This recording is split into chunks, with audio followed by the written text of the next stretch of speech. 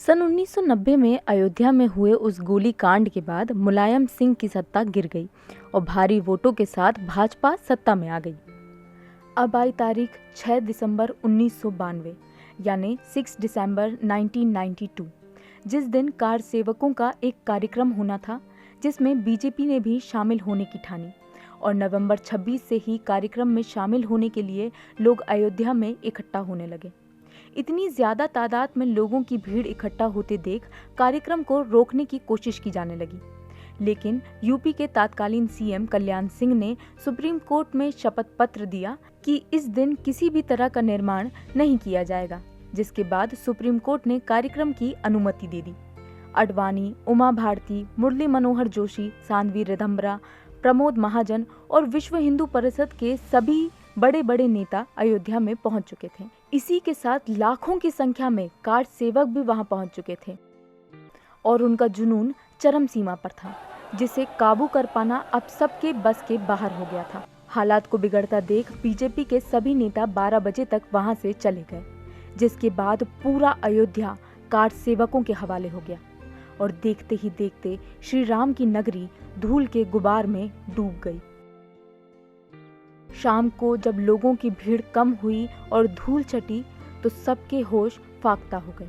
विवादित ढांचा ढह चुका था, जिसके कारण पूरे देश में दोनों पक्षों के बीच हिंसा हुई, दंगे हुए, जिसकी भयानक याद आज भी लोगों के दिलों को दहला जाती है। 26 चला था कार सेवा के लिए और 30 को यहाँ पहुँचा था सरयू नदी के पार, सरयू नदी तक।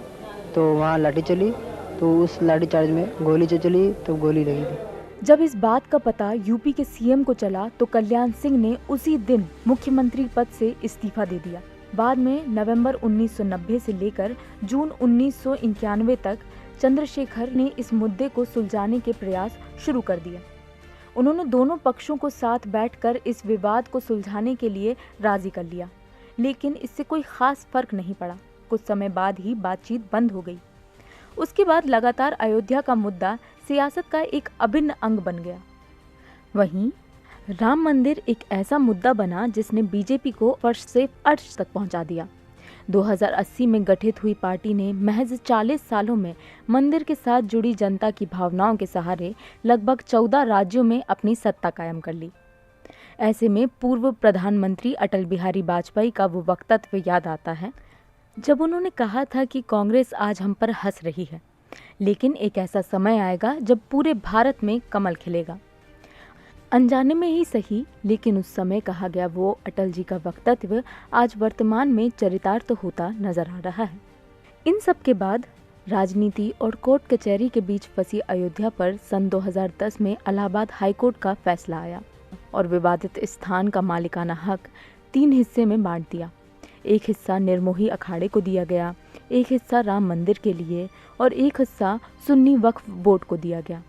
लगा जैसे ये मामला यहाँ समाप्त हो गया है और लोगों को रामलला के दर्शन उनके नए मंदिर में होंगे।